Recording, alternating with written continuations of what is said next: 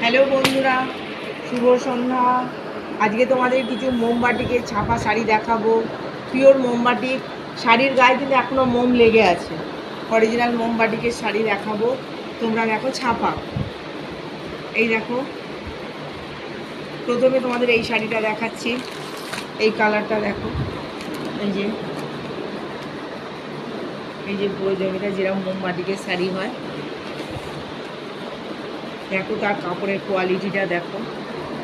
একদম পুরো নরম হালকা শাড়ি, সুন্দর কোয়ালিটি, সুন্দর রং, এবং বাটিকের এই শাড়িগুলো জানো ভালো হয় খুব।